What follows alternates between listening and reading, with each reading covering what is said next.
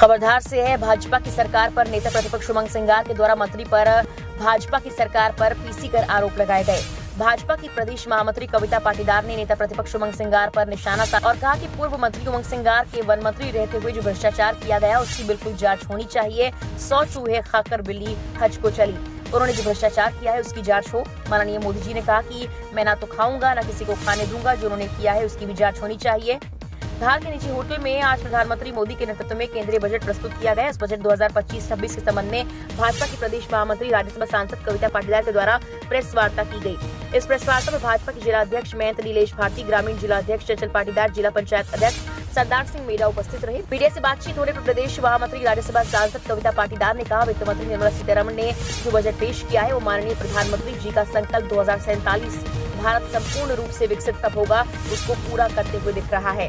वित्त मंत्री निर्मला सीतारमण ने जो बजट पेश किया वो महिलाओं, युवाओं, गरीब कल्याण की बात है। इसमें नारी शक्ति को बढ़ाने की बात है। इस बजट में किसानों की समृद्धि की बात है। किसान, युवा, महिला, गरीब कल्याण पर ये 4 मजबूत आधार है। अगर इन्हें सशक्त करेंगे तो देश की अर्थव्यवस्था सशक्त होगी। इस बार मध्यम वर्गीय परिवारों के लिए बजट खुशियां लेकर आया। वित्त मंत्री ने 12 लाख रुपए तक की आय पर जो कर से छूट प्रदान की है, ये मध्यम परिवार के लोगों के लिए खुशियां लाने वाली बातें हैं। किसान क्रेडिट कार्ड की लिमिट को बढ़ा दिया गया, ये किसानों के लिए लाभदायक है।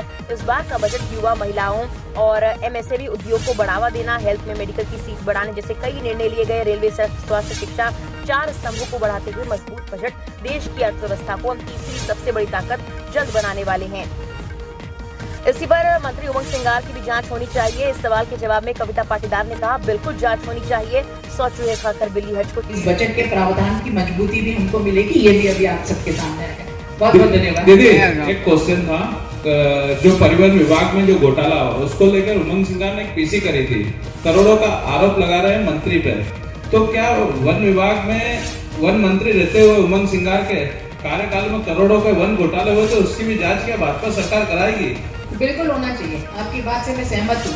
यानी ये लोग तो वो लोग हैं जो खुद इतना पाप करते हैं और फिर बढ़ते हुए कदम से वो कहते हैं ना कि दूसरों की अच्छाई और भारत के बढ़ते हुए कदम इनको देखते नहीं बनते। जब मैं संसद में थी तो बाबा साहब अम्बेडकर जी को याद करते हैं। महू में मेरे पिताजी थे जब बाबा साहब अम्बेडकर जी की वो जन्मस्थली का निर्माण हुआ था। आप लोग शायद पटवा जी की सरकार के समय से बहुत सारे पत्रकार अवगत होंगे।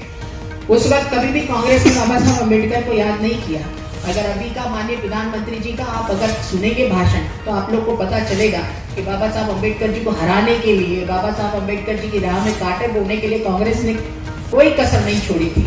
और आज राजनीतिक रोटियां सेकने के लिए बाबा साहब अम्बेडकर जी को याद कर रहे हैं। ऐसा नहीं होता है। बाबा साहब अम्बेडकर जी को जो संविधान की पुस्तक ले लेके घूमते हैं, जो बाबा साहब अम्बेडकर जी ने संविधान लिखा, ये संविधान अच्छे लोग और अच्छी किताब आसानी से समझ में नहीं आती, उसको पढ़ना पड़ता है, समझना पड़ता है। जो माननीय प्रधानमंत्री जी ने किया है, जो संदेश बाबा साहब अम्बेडकर जी ने दिया था, उसको आत्मसात करते हुए उसके अक्षरशः पालन किया है। गरीब कल्याण की चीजें, समरसता का भाव, ऊंच नीच की भाव को खत्म करना, ये सब किसने किया?